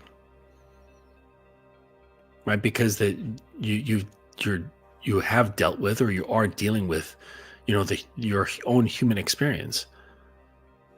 And you're not trying to distract. You're not trying to say like, oh, I am this guy, right? Because you have this style, or just like bullshit, right? And you're just at the point, when you get to the point where you say, I don't know, oh man, you're on the right path. When you can say, I don't know, like with just with genuine honesty, that's when you're on the right path. And then, because at that point, if you look past judgments and stuff, you're no longer saying, what the fuck's wrong with me? And you get used to that, then you can start saying this to other people. You no longer say, what the fuck's wrong with women? Because you get it. Because you've gotten so much about yourself. And it goes beyond preferences and values and moral stuff. And it's deeper than that. Hey, Dylan. Thank you, man. What would you say are the best ways for responding to when a woman tries to shame you for bringing up sex early? Bid farewell. Well, no. Like, I would just, because that's like almost taking it too seriously. That would be, I guess, the POA guys would consider that a shit test, right? And in a way, it could be. You could just you could say, well, it's a sign that she's not that sexually attracted to you. Or you could take into account that girls have all kinds of conditioning. Some are more severe than others. Some are so severe that it doesn't matter if she's very attracted to you. Everybody's different. We cannot just blanket statements things over all people. And so you just treat it as an individual. And not really take it too seriously. Like she says, what is she? I don't know what she said, but she shamed you for bringing up sex too early. Okay. You can flip it. Like, it depends on what's said, and because really that's just a response. It's a response to, it's often a response to fear. And really has nothing to do with you. It's conditioning, or it could just be just to see how you respond. And I would say that's probably not from a conscious level. Like most tests, most like what's called shit tests are subconscious things. They don't realize that there's this, hidden intent behind what they're saying. Very few girls are very conscious of their shit testing. Most is just this instinctual thing that they say and do. And the best thing is not to take any of it seriously. There's not a lot that, well, I mean, I was going to say women, but men too. There's not a lot that I take seriously. There's, because like who's really able to influence my mind with their words that much? I know only a few people who I really take their words seriously. Others, like, whatever. I know what people are like. I know what people are like. They got all kinds of crazy shit in there, and they don't stand by their word. Massive insecurities. Most hate themselves. Terrible habits. Terrible thinking patterns. Self-rejection. Terrible perceptions and beliefs. Right? A lot of which is negative. So why would I take their words seriously? So you really think about sex too much. Like, oh, men are gross, right? I mean, like the most fun thing is the old school agree and amplify. Which is it was actually a form of conflict resolution, right? Is to agree with the person. If they say something factual, it's part of this thing called fogging. So if you just, Dylan or anybody else, if you want to look up fogging conflict resolution, and it's a very, very interesting technique. And basically all you do is you just agree with the truthful thing that they said. All right. So, let's say you're on your way to work, you hit traffic and there was a meeting and you missed the meeting. It was, you were stuck in traffic for like 45 minutes. Say like you're in Los Angeles or something. And you get to work and fucking hell, Dave, you're supposed to be at work here 45 minutes ago. You missed the whole damn meeting. Blah, blah, blah, and start going into like, you're so fucking unreliable. Like, what the fuck's wrong with you today? You know? And the truthful thing that your boss said was, you were late for the meeting. And so you repeat it back. You know what? You're right. I was late for the meeting. And then they go on, blah, blah, blah. And if they say something true again, you say, you know what? You're right. And you just say the truthful thing. And what happens is that by continually agreeing with the things that are truthful, okay, not the thing if they say like, oh, you're such an asshole, okay, that's not a truthful thing, right? It's just objective fact. It lowers their frustration and their anger, and to the point where it practically snuffs it out. Because the thing is that when people are in that mode, they're not conditioned to agreeing, right? They're not conditioned to hearing someone in agreement with their position. What they're bracing themselves for, or what they might be expecting, is pushback, you know, or excuses, or fighting back, or whatever, you know. What are you talking about? You're always on my ass. There was fucking crazy traffic today, blah, blah, blah, blah, you know. That's what the nervous system is expecting. But you give something completely unexpected, right? Which is a bit of a mind fuck. That's what mind fucks are all about. If you want to learn about mind fucks, go to my website, and there's a section called tutorials. And in there, I've got an audio that's all about mind fucks. But it's the more sexy, fun kind of mind fucks that you can do with a woman. But it is mind fucking, which is basically the basic structure of mind fucks, is to do something against what the person believes is happening. Okay. So they expect you to behaving a certain way or have a certain response, and you do something the direct opposite.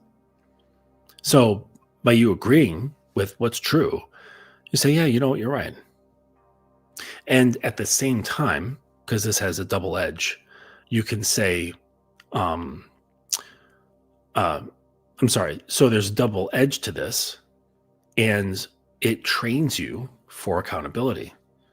You take that little L on the chin, right?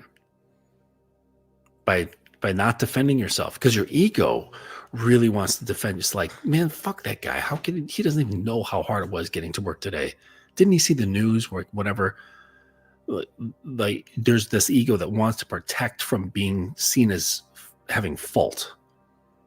And it's very natural. It's what the ego does. It wants to maintain safety. It wants to maintain that illusion, okay, that I'm great and everybody else can fuck off.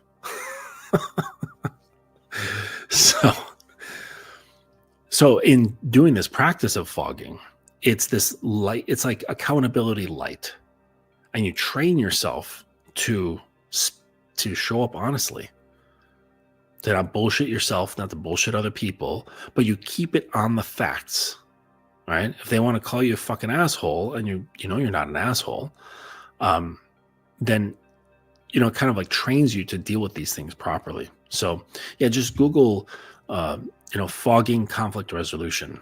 That's a really, really interesting way to deal with stuff. There's also mirroring and labeling. That's also, look that up as well. And it's a great way to help people open up. I was watching this video by Chris Voss, and he was like a super mega top tier terrorist negotiator. And so if there were terrorists, like, holding people hostage and stuff like that, they would call him. They fly him in or whatever, and he'd just get on the phone and just talk to the guys. And he has like the highest success rate when it comes to getting them to open up, become vulnerable, and basically concede to whatever he wants them to do. And the things that I learned from him was mirroring and labeling. And this is a really great way to get people to open up. And so the mirroring is basically, you just simply repeat the last thing that they said. So you're out talking with a girl, right? You're on a date or whatever, and she's saying, You maybe start talking about, you know, travel from last summer, right? And she says, "Oh yeah, I went to Acapulco, and we took this really great tour, through this town, and it was so interesting, right?" And she doesn't really go into detail, and you just say it was interesting, and you take the last thing they said and just turn it into a question. It was interesting, and then and she'd be like, "Yeah," and then she goes in, blah blah blah blah. They have these, this and that and the other, and then you just put a question towards the last thing that they said. Even if it's like someone went to this mom and pop restaurant, it was really great. It was really great. And then you go in and explain why it was really great. This also works really good for when people are upset. And, so she's having a terrible day. Work was like this, the traffic was like that.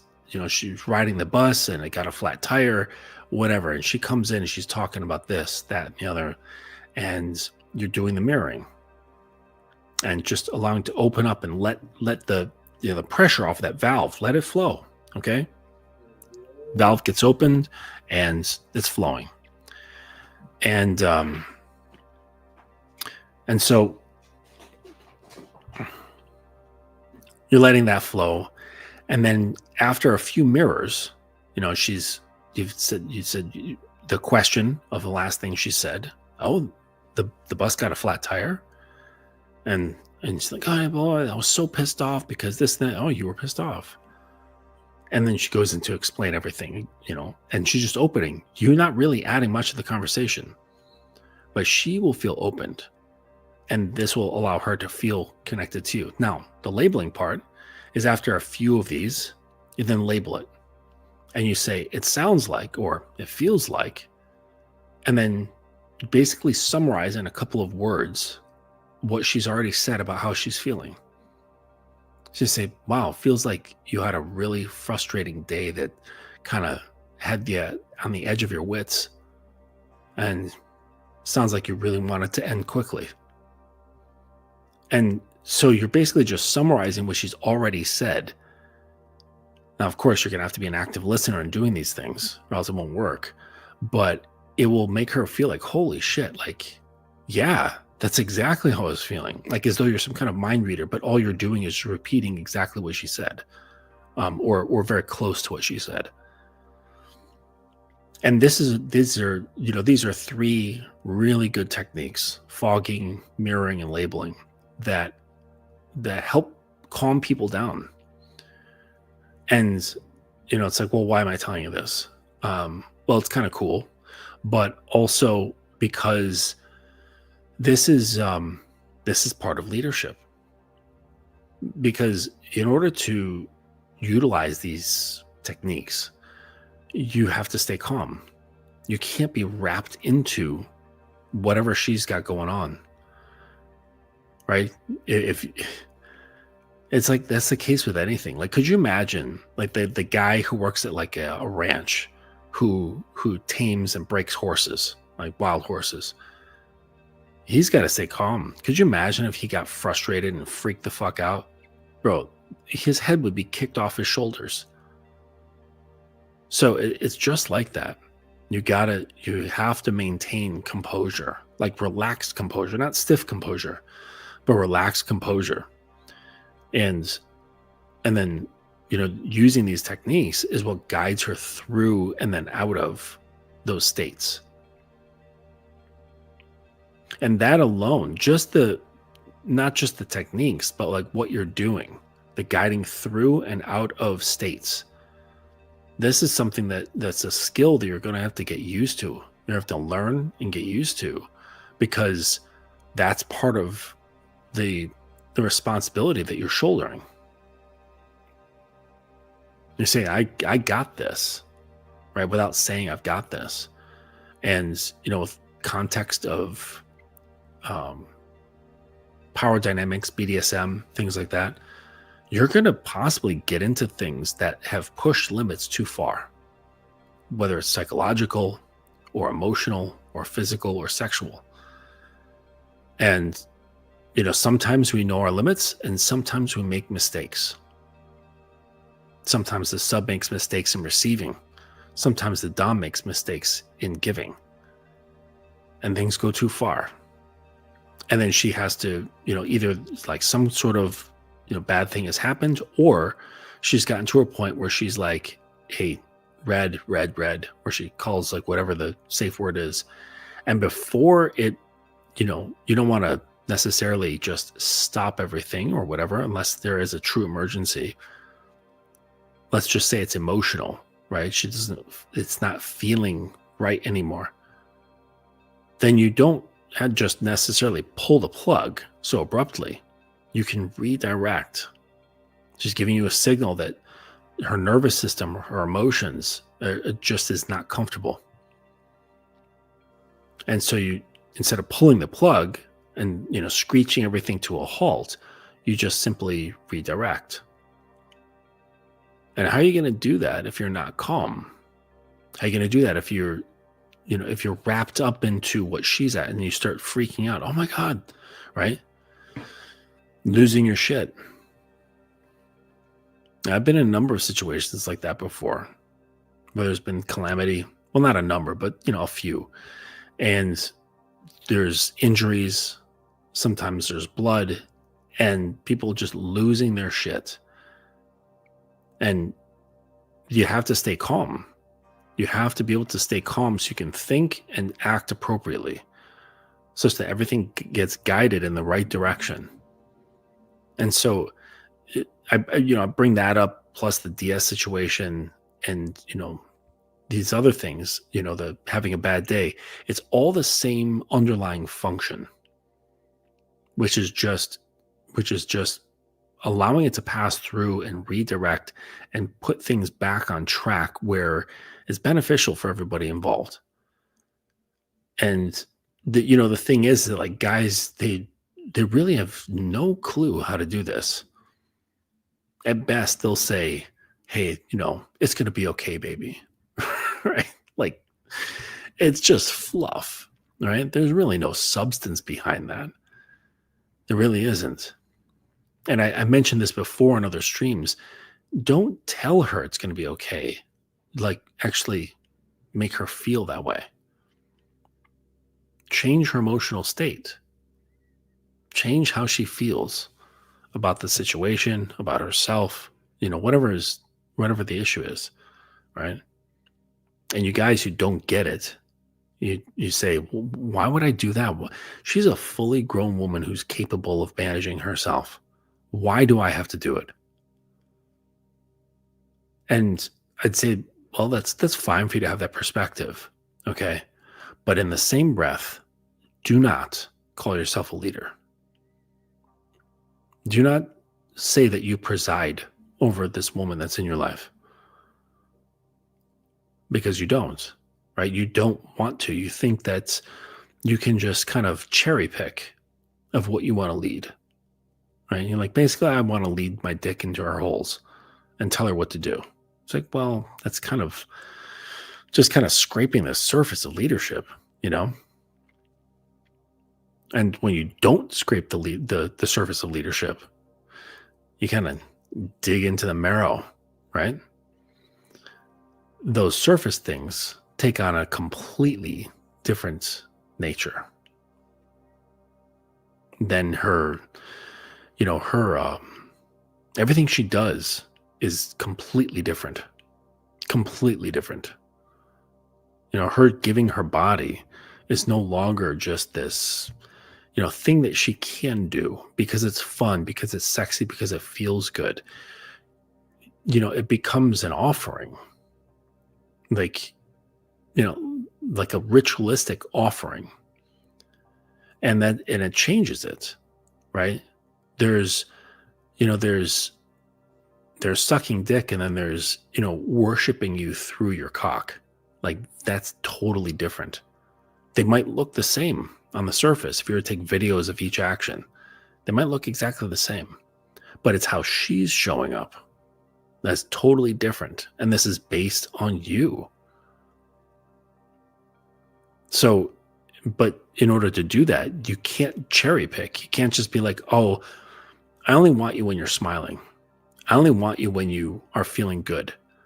I only want you when you're looking pretty. Right? No, like, bring it on. Bring everything on. Well, do you think that's going to affect me? No. There's not even flinching over here. Nothing. What's up, Hotep? Good to see you, man.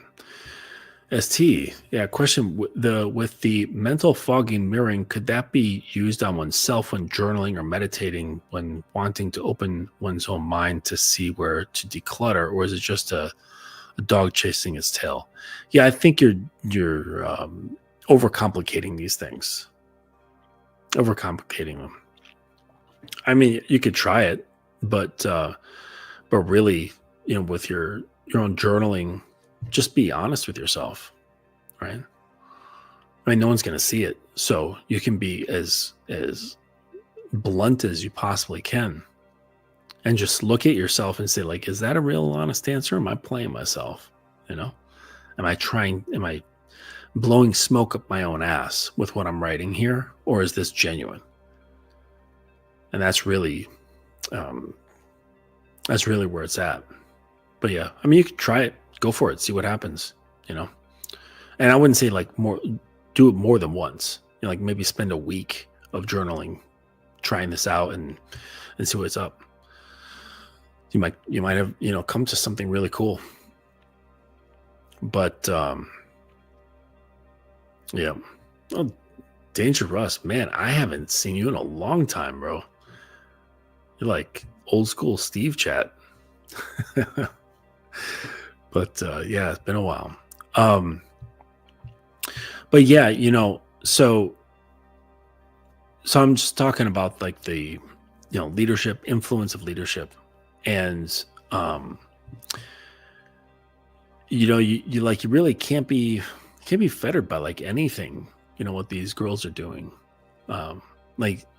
And you guys get sucked in, like so many guys, you get sucked into what they say, like either to your face or online, what they're doing to your face or online. Like really not a whole lot of it has to be taken so seriously unless she's like, throwing a brick at your head. So like in like Dylan's situation there, like, oh, you're pushing on, I'm going to shame you for having a strong interest in sex or bringing up sex too early, Oh, something I wanted to say about that. Bidding farewell.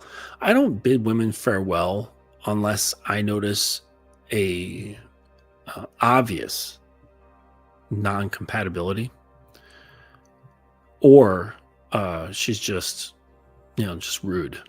But most girls are pretty nice, so it's rare that I'm going to dismiss a girl for being rude. But here's just a quick tip about that stuff.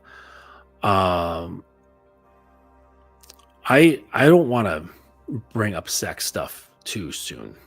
I would actually like her to, and me just bring up the inspiration, right? It's just like edging. It's like all this stuff is the same. It's just it's like Italian food. You notice how Italian food is just the same shit, just put in different shapes. Like spaghetti, meatballs, and lasagna. It's basically the same stuff, but just in different shapes. They've got like 2,000 different pastas. You got rigatoni, got tortellini. Well, tortellini is different, it's meat packed, or cheese packed. But all these inis, all these different pastas, and it's just twisted at different shapes. Like, why the fuck do you need so many? Right? I don't get it. It doesn't change the flavor. But all this stuff is the same. So I mentioned like edging. Okay. So the idea of edging is to, whether it's psychological or physical, you're actually like engaging with her body, is to drive up arousal so much to the point where she is, practically begging, aching, maybe almost frustrated with the fact that she hasn't had an orgasm. And she really, really must have an orgasm. She's just dying for it. Okay. That's that sort of a mixture. All right. That can be applied to just a regular conversation about just the topic of sex. Okay. So I'm not going to bring up sex. I'm going to edge her to want to come, basically. Right. And that coming is her bringing up sex or bringing up sexual stuff. I'm just going to edge her. Right. And so this is what I mean about being patient, not being moved. Right.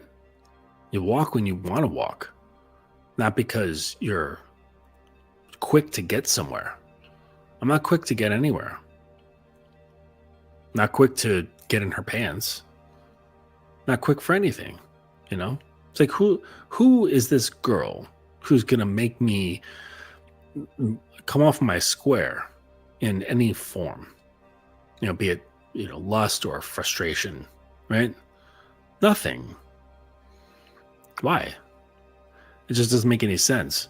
And so it's like, but I want to see if I can move her without being overt about it, right? That's where the skill lies. And in order to develop that sort of stuff, just like earlier when we were talking about just stepping into trusting yourself, okay, stepping through that threshold with the understanding that you're probably going to fuck up. You're probably going to fumble that ball a lot. All right. And that's just part of it. And it's with the same thing in this context that I'm talking about with like mental edging and getting a girl to be thinking about sexual stuff before you do. I'm just thinking about, listening to the shape and direction of her mind. That's really what I'm at. I'm looking at the shape and the direction of her mind. And that's where I can start the shaping it to what I want. The shaping it towards that edging. So that she's bringing up sexual things. Okay. Or at least thinking it. Or obviously feeling it. And then I'll talk about it, afterwards. And that's the sort of, that's the sort of mentality you can bring to, so many things with regards to how you interact with women. Like, you can't be in a rush for any of it. Okay. Where she's like, oh, I don't really have, I've never heard this before. I've only heard this on like Clubhouse and like the random video on YouTube, but just about these timelines about sex. Like, I don't sleep with a guy before 90 days. Like, I've never in my life heard that. Has anyone ever heard that before? Like in person, right? Or maybe a close friend gets back from a date and he's like, man, she said that he only sleeps with guys like after 90 days. Never in my life. But if I did, I would just say, well, why stop there? Let's go for 120. Right? I'll see your 90 and double it. Maybe you could play a game with it, You want to put money on there? Let's see who cracks first. Yeah. So it's like, well, if you crack before 180 days, then, you get a severe spanking. That's what happens. And then, you'll have to take whatever she says, whatever, like if you crack first, but, you shouldn't crack, or whatever sort of playful thing you come up with as, her price for losing the bet. But you see, like that's the thing about, really knowing yourself, having control over yourself, that sort of stuff, is that it opens up a lot of other pathways. It allows you to be much more creative because, let's say you are fixated on a goal, right? And you're just like, man, I want to get laid. I want to like fuck this chick. I want to, do this. I want to do that. Um, when you have a focus, it kind of puts blinders on, like a racehorse. They got those leather things here. So they can only see straight ahead. They won't get distracted by other things. And this greatly limits, right? It limits the direction in which the horse can run. And so when that's the case and someone knows the direction and they've got the thing you want, well, guess who has power? It's not you. Right? The only way is to not have blinders and not put in possession of the thing that you want, right? So don't want the thing that they possess. The thing that I want, yes, they possess, but they can't hold it over me, right? And there's a difference, right? And I think that's with anything, right? If somebody can hold something over you, they've got tremendous power, especially if it's known by everybody. And girls know. They know when you're looking at her, they're like, oh man, like, and just thinking about what you do with her body, right? How it feels in your hands, like squeezing different parts of her.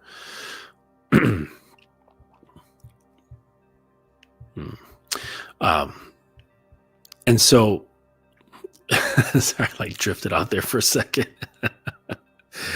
But yeah, when they have a pull, right, that produces leverage. Okay. And you don't want to have that leverage over you. It's not good. So you widen it. You take off the blinders and widen the possibilities. And this gives you much more creative freedom. Okay. You can move about. It gives you a lot more elbow room. And you can move about and do different things. You can make better choices, and you're not controlled by what the woman has, right? I just want to get in her head. That's all I want to do. I just want her to let me in there, like a vampire. The vampires, like the vampire lore is that they can't enter a home unless they're invited. And that's always been the case. And so if I'm invited in, I'm like, oh yeah, please. Yes, come on in. Let me show you around. I'm like, you sure about that? just take a second. You sure? And so, wait for the invitation to come in, and that's the area that I want, right? Because the mind, and my guys, a number of my guys right now, they're just kind of coming into the joys of a woman's mind, and how the joys of her body they're great. Like, women's bodies are lovely, amazing, love them so much, but they're kind of limited in their capacity, okay, of like what can be done. And that's when you have to like kind of incorporate like a bunch of like other stuff, you know what I mean? Toys, rope, tools, implements, rigs, like all kinds of stuff. Like it's endless, as far as like the stuff you can get, but her body itself, like it's limited. Right? It's beautiful, but limited. But her mind, there's really no limitations because it's formless. You can touch into it and tap into it. You can tap into it forcefully, or very gently, or very seductively, or very romantically. And it can all take on different tones, different flavors, right? You can reach really, really wide, right? Or you can find one little point and press in very deep in a very small point. And, the possibilities are, basically the extent of your imagination and how much you're willing to trust yourself, right? To stand behind, what it is that you want to do and create, and not with attitude, right? You don't have to, in order to stand on what you're saying and what you want, you don't have to like puff up your chest and boom your voice, right? That's not necessary. It's just having conviction. And conviction doesn't need a voice. It just needs the conviction, the belief, right? And so, you have that and your imagination and the invitation. Oh, like it's just endless, endless fun. But it's not just fun. This is where, because if she invites you in, there's trust, right? If a woman does not trust you, she's not going to invite you inside her head. Definitely not. Or if she does, it's very surface level. You're just wading in it up to your ankles, and that's about it. But there's no deep dives. And so, and by deep dive, I mean by getting into her head, through the channel of her head, you are deeply affecting her emotions. You're affecting her perceptions. You're affecting her body. You're affecting her spirit. Okay. Like I was saying that there's different entry points. Okay. Her body, you can also do those things. But it's in my book, it's not as interesting. There's a lot more flexibility in the mind. And so you can bring about not just arousal, right? You can bring about healing. You can bring about change, just like a change in perspective. The healing stuff I mentioned, there's the eroticism. There's transformation that can happen from this as well. And so it's there. So you have a lot of leeway when it comes to engaging the woman's mind. So, and to learn some of this stuff, right? I'm still putting together the materials, but some is available already. If you go to the website, Dominance Academy, thedominance.academy.com, and click on tutorials at the top there, and you'll see some files in there.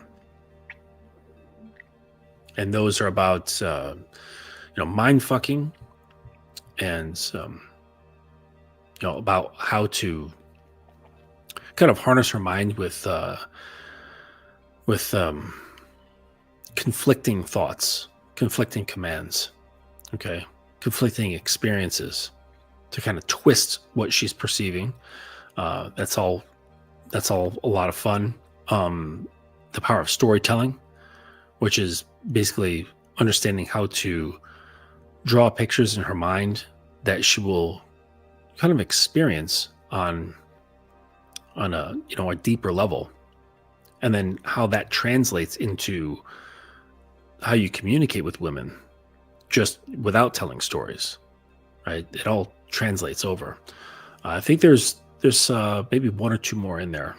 And so with the goal of having about 12 to 15 products in there, more advanced techniques and ideas and stuff that you can try out. Okay.